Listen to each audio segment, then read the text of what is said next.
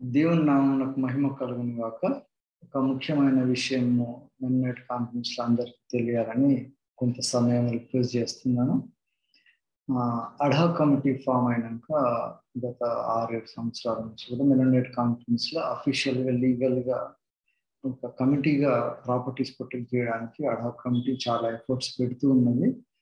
చాలా మందికి తెలుసు. కాకపోతే ఈ మధ్య ఒక నెగెటివ్ క్యాంపెయిన్ అబద్ధాలతోటి ఏమైతలేదు, ఏం చేస్తలేరని మన టీం తయారైండ్రు. వాళ్ళని దేవునికి వదిలేద్దాం. వాళ్ళ మనస్సాక్షి కూడా ఎట్లుందో దేవునికి తెలుసు, వదిలేసేయచ్చు. ఫ్యూచర్‌లో అయితే అన్ని విత్ ఎవిడెన్స్ తోటి వాళ్ళు ఎవరెవరు ఏం చేస్తుందో బయటపడుతుంది. ప్రస్తుతం ఈ ముఖ్యమైన ఇన్ఫర్మేషన్ ఎందుకు నేను ముందుకు తెస్తున్నానంటే మెడికల్ సెంటర్ ప్రొటెక్షన్ విషయంలో ఆప్షన్‌కు పోయినాక బ్యాంకర్స్ ఎవరు బిడ్ చేసిందో వాళ్ళందరికీ కలిపి ఒకటి రిజిస్ట్రేషన్ చేసిండ్రు డాక్యుమెంట్. ఆ డాక్యుమెంట్ క్యాన్సిల్ చేయకపోతే వాళ్ళకి సస్టైన్ చేస్తూ వాళ్ళ డాక్యుమెంట్ బేస్ మీద వాళ్ళు రకరకాల కేసెస్ చేస్తూ ఉన్నారు. డిఆర్టీలో కూడా వాళ్ళు ఓడిపోయిండ్రు. బ్యాంకు డైరెక్షన్స్ కూడా ఇచ్చింది, కానీ దానికి మళ్ళీ అపీల్ పోవడం జరుగుతుంది. డిఆర్టీలో కూడా చాలా కొన్ని ఇష్యూస్ అడ్రస్ చేయలేకపోయింది. ఆఖరికి వచ్చే వరకు మనం తప్పకుండా అమౌంట్ అయితే కట్టాల్సి వస్తుంది ఏ విధంగా. కాబట్టి మెడికల్ సెంటర్ ప్రొటెక్ట్ కావాలంటే తప్పకుండా ఆ ట్రాన్సాక్షన్ మొత్తం క్యాన్సిల్ చేసుకుంటా బ్యాంకుకి ఇచ్చిన లోన్ ప్రాసెస్ కూడా క్వశ్చన్ చేయాలి. ఇవన్నీ కూడా హైకోర్టులలో కానీ డిఆర్టీలో కానీ మీకు వీలు కాదు. డిఆర్టీలో చేసిన కొన్ని ఫ్యాక్ట్స్ అవన్నీ కూడా తప్పకుండా ట్రయల్ కోర్టులోనే డిసైడ్ చేయాల్సిన అనమాట. కాబట్టి దాని కొరకని అడ్‌హాక్ కమిటీగా డిఆర్టీగా ట్రయల్ కోర్టుల జడ్జిలను కూడా కేసు ఫైల్ చేసినాము. కేసు ఫైల్ చేయడం వల్ల మెడికల్ సెంటర్ గ్యారంటీగా మనం కంట్రోల్ చేసుకొని మన కాన్ఫిడెన్స్కి అయ్యేటట్టు ఉన్నది అది. ఎందుకంటే ట్రయల్ కోర్టులో చాలా డాక్యుమెంట్స్ని చాలా వెరిఫికేషన్కి ఉంటాయి కాబట్టి మెరిట్స్ చాలా పోవాల్సి వస్తుంది. ఇప్పుడు దాంట్లో ఎన్నో డాక్యుమెంట్స్ అన్నీ కూడా చాలా వరకు ఆర్టీఐ యాక్ట్ కింద తీసుకొని వచ్చినాము. అవన్నీ కూడా పనికొస్తున్నాయి కేసెస్లో.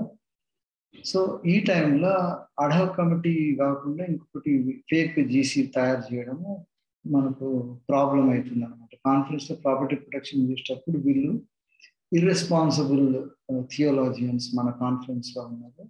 వీళ్ళంతా కలిసి కొంతమందితోటి లా తెలియని మన కాన్ఫరెన్స్లో లీగల్గా ఏం నాలెడ్జ్ హాఫ్ నాలెడ్జ్ ఫెలోస్ తోటి కలిసి ఫేక్ జీసీ చేయబోయి ఇంకేదో చేస్తున్నారు. దీంతో మనం కాన్ఫరెన్స్లో ప్రాపర్టీ ప్రొటెక్షన్ చాలా డిస్టర్బ్ అవుతుంది. కాబట్టి వీటిని కౌంటర్ చేయడానికి మన కాన్ఫరెన్స్లో పెద్దలు అని చెప్పుకున్నట్టు లీగల్గా అనవసరంగా ఇన్వాల్వ్ అవుతుంది కాబట్టి వాళ్ళకి షూకాజ్ నోటీసెస్ పంపినాము. ఐపీ ఆశీర్వాదంకు అండ్ మెనోజియల్ వాళ్ళకి షోకాజ్ నోటీసెస్ ఆల్రెడీ పంపించినాము.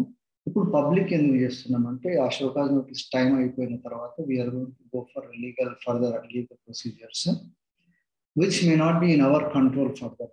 నెక్స్ట్ తీసుకునే ప్రొసీజర్స్ మేము రిటర్న్ రావడానికి వీలు కాదు. తప్పకుండా దాన్ని ఫార్వర్డ్ తీసుకోవాల్సి వస్తుంది. దాని కాన్సిక్వెన్సెస్ కూడా సివియర్గా ఉంటాయి. కాబట్టి కాన్ఫరెన్స్ అందరూ కూడా మరొకసారి గుర్తు చేస్తున్నాం. ఇప్పటికైనా కాన్ఫరెన్స్ క్రమంగా నడపాలి. మన కాన్స్టిట్యూషన్ ప్రకారం ఎవరి రెస్పాన్సిబిలిటీస్, ఎవరి రోల్స్ అవన్నీ కూడా స్పెసిఫిక్గా కూర్చొని మాట్లాడుకొని చేయాల్సిన అవసరం ఉండదు. ఏదో మేము అందరం థియాలజియన్స్, మాకు మంది బలం ఉంటుంది, మేము చెప్పినప్పుడు పాస్టర్లు అందరూ వస్తారని రకరకాల మ్యానిపులేషన్స్ చేసింది. అవన్నీ నేను తర్వాత వేరే చెప్తాను. తర్వాత ఈ యాక్షన్ తీసుకోకపోతే కాన్ఫరెన్స్కి ఏం నష్టం ఉంటుంది అనేది 2-3 కేస్ స్టడీస్ లాగా నేను మళ్ళీ సపరేట్ వీడియోస్ ఇస్తాను. వీడియో లెంత్ ఎక్కువ కాకుండా షార్ట్ వీడియోస్ వేయడం బెటర్ అనిపిస్తుంది. కాబట్టి ఈ వీడియో తర్వాత వీళ్ళకు పంపించిన షోకాజ్ నోటీసెస్ ఎక్స్ట్రాక్ట్స్ కూడా నేను పబ్లిక్ చేయబోతున్నాను. తర్వాత కాన్ఫరెన్స్లో ఎప్పుడు కూడా చరిత్రలో జరగలేదు అటువంటి కార్యక్రమాలు జరగబోతుంది. దేవుని సేవకులు అని చెప్పుకొని వీళ్ళు మన కాన్ఫరెన్స్లో థియోలాజియన్స్ చేసినటువంటి ఆపర్చునిస్టిక్ మిస్డీడ్స్ ఎట్లున్నాయో అవన్నీ కూడా మనం తర్వాత డిస్కస్ చేయవచ్చు. ఇప్పటికైనా సరి చేసుకుంటే కాన్ఫరెన్స్ మనం అందరం కలిసి నడిపియాలి. ఆఖరికి తప్పకుండా ఒరిజినల్ మెనోనైట్ వాల్యూస్ తోటి మెనోనైట్ కాన్ఫరెన్స్లో ఉన్న కాన్స్టిట్యూషన్ 2005 కంటే ముందు ఎఫెక్టివ్ ఉన్న కాన్స్టిట్యూషన్ విత్ సమ్ అమెండ్మెంట్స్ చేయబోతున్నాం. కాబట్టి అందరూ కూడా ప్రార్థన పూర్వకంగా మీరు కాన్ఫరెన్స్ గురించి ప్రార్థన చేయండి. అడ్‌హాక్ కమిటీ చేసే డిఫరెంట్ యాక్టివిటీస్ కూడా ఉన్నది. ఇంట్రెస్ట్ ఉన్న వాళ్ళకి నేను చెప్పగలుగుతున్నాను. ప్రతిసారి పబ్లిసిటీ చేసుకుంటే జస్టిఫై చేసుకోవడానికి వీలు కాదు.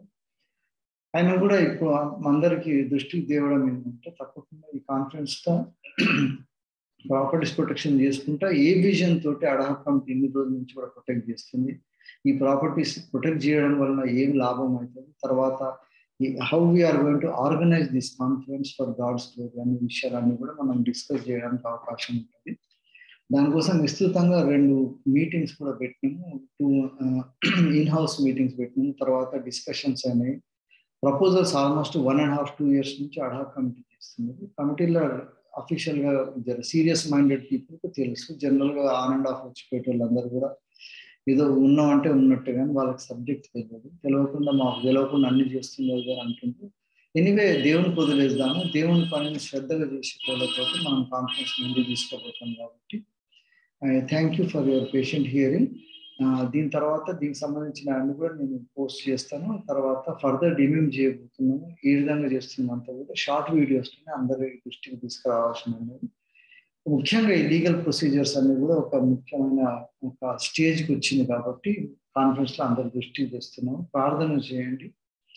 we definitely want to honor our elders in our pastors, కానీ ఇట్లా రాంగ్ సైడ్ పోయి మొత్తం చేసుకుంటా ఏదో పాత నిబంధనల యాజకులందరినీ సౌలుని ఏమనలేదు కదా,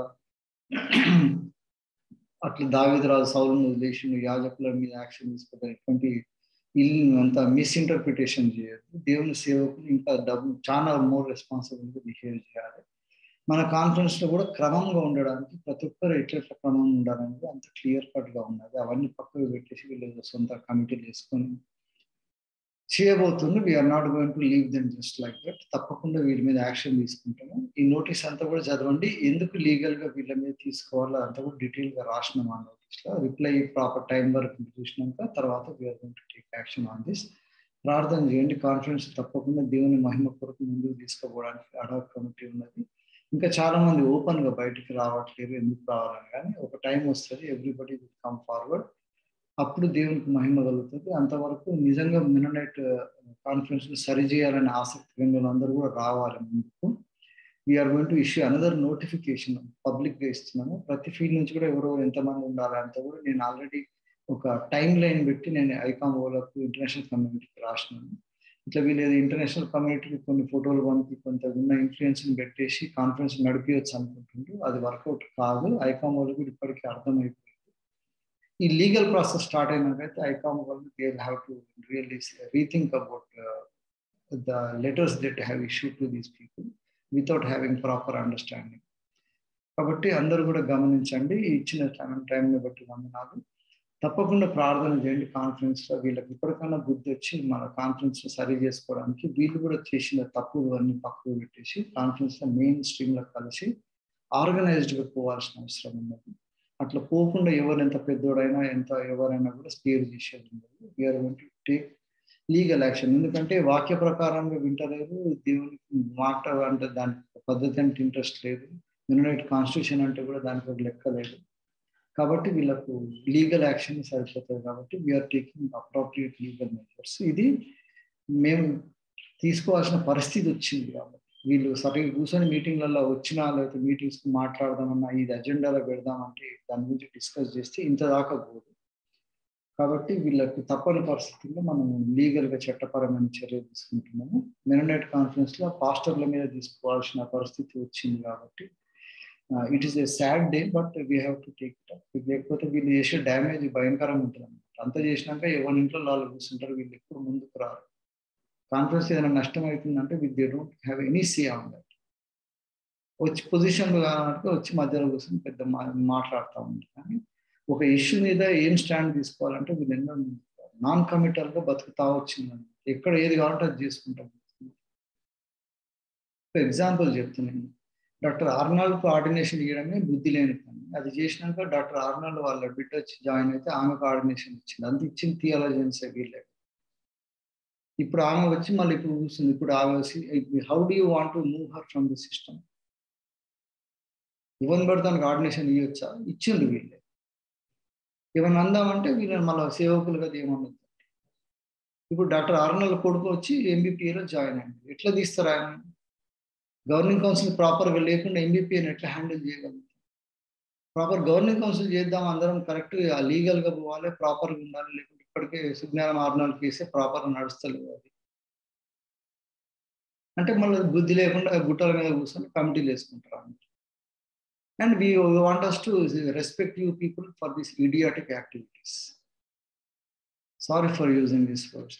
మంచిది, దేవుని కొరకు తప్పకుండా నిలబడి రోషన్గా పనిచేసే ప్రతి మినోనైట్ కూడా జాయిన్ అవుతారు. ఈ ఈ షోకాజ్ నోటీసెస్ నేను పబ్లిక్లో రిలీజ్ చేస్తాను. తర్వాత we are going to go for the legal course of action. క్షమించండి, I have to be harsh because కాన్ఫరెన్స్ని చాలా క్యాజువల్గా తీసుకున్నట్టు వాళ్ళు అంటే కుదురుతలేదు. అట్లా మంచిది, ప్రార్థన చేద్దాము, అందరు కలిసి రావాలి. తప్పకుండా రాకపోతే మాత్రం దేవుని భయంతో ఎవరెవరు ముందుకు వచ్చారో వాళ్ళతో కాన్ఫరెన్స్ ముందుకు పోతుంది. With clear vision we are going. Vision document కూడా రిలీజ్ చేసినాము. 1000 days ప్రేయర్ చేసినప్పుడు ఆ రోజు రిలీజ్ చేసినాము. ఆ విజన్ డాక్యుమెంట్లో భాగంగానే ఇప్పుడు ఈ షోకాజ్ నోటీసెస్ కూడా ఇవ్వడం అయింది. We're going to give it to the senate of Serampore పంపించినాము ఆల్రెడీ.